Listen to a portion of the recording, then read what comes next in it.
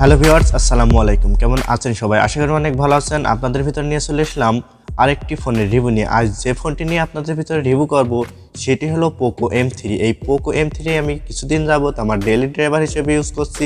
এর ভালো মন্দ সব কিছু আলোচনা করব এই ভিডিওতে, তাই ভিডিওটি সবাই লাস্ট পর্যন্ত দেখতে থাকুন। চ্যানেলে নতুন হলে অবশ্যই চ্যানেলটি সাবস্ক্রাইব করবেন, আর অলরেডি যারা চ্যানেলটি সাবস্ক্রাইব করেছেন তাদেরকে অসংখ্য অসংখ্য ধন্যবাদ। পুরো ভিডিও জুড়ে আমি রাজীব, আপনারা দেখছেন আপনাদের ইউটিউব চ্যানেল টেকসাই বেঙ্গলি। তো চলুন বেশি কথা না বলে আজকের ভিডিও শুরু করি।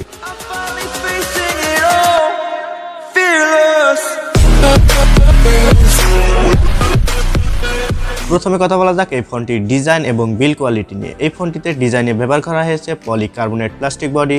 পলিকার্বনেট প্লাস্টিক বডি হওয়া সত্ত্বেও এই ফোনটিতে মনে হচ্ছে না যে এখানে পলিকার্বনেট বডি ব্যবহার করা হয়েছে, কারণ এর ফিনিশিংটা অনেক সুন্দর। ডিসপ্লে হিসেবে এই ফোনটিতে ব্যবহার করা হয়েছে 6.53 ইঞ্চি একটি ফুল এইচডি প্লাস ডিসপ্লে।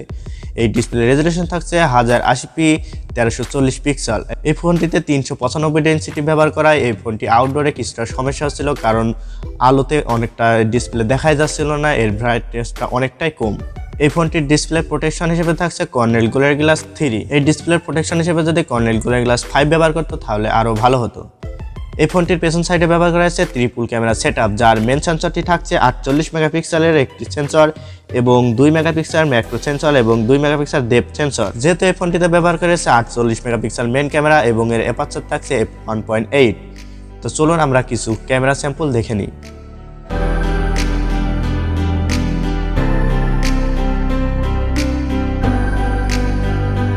আপনারা ব্যাক ক্যামেরা দিয়ে সর্বোচ্চ ভিডিও শুট করতে পারবেন 1080p 30 fps এবং এই ফোনটির সামনের দিকে ব্যবহার করা হয়েছে একটি 8 মেগাপিক্সেল ক্যামেরা, যার অ্যাপারচার থাকছে f2.1।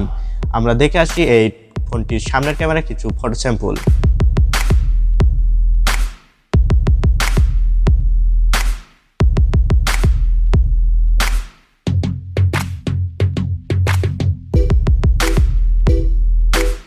কথা বলা যাক এই ফোনটির ব্যাটারি নিয়ে। এই ফোনটিতে ব্যবহার করা হয়েছে 6000 মিলিঅ্যাম্পিয়ারের একটি ব্যাটারি এবং এই 6000 মিলিঅ্যাম্পিয়ার ব্যাটারিতে চার্জ দেওয়ার জন্য থাকছে 18 ওয়াটের ফাস্ট চার্জিং, আর এই ফোনটিতে রিভার্স চার্জিং এর সাপোর্ট তো থাকছেই। এটি একটি এই ফোনটির ভালো দিক, কারণ এখানে রিভার্স চার্জিং এর সাপোর্ট থাকছে।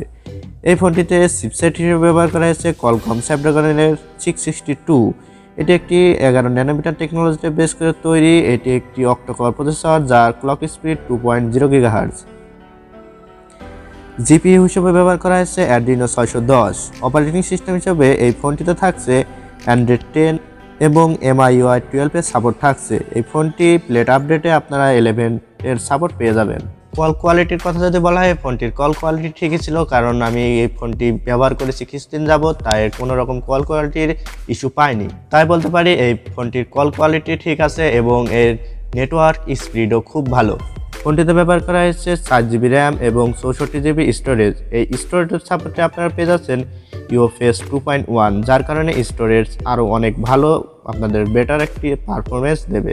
ফোনটিতে ব্যবহার করা হয়েছে ডেডিকেটেড স্লট, যা একই সাথে আপনারা দুটি সিম এবং এক্সট্রা মেমোরি কার্ড ব্যবহার করতে পারবেন। ফোনটিতে থাকছে 3.5mm হেডফোন জ্যাক এবং ডুয়েল স্পিকার।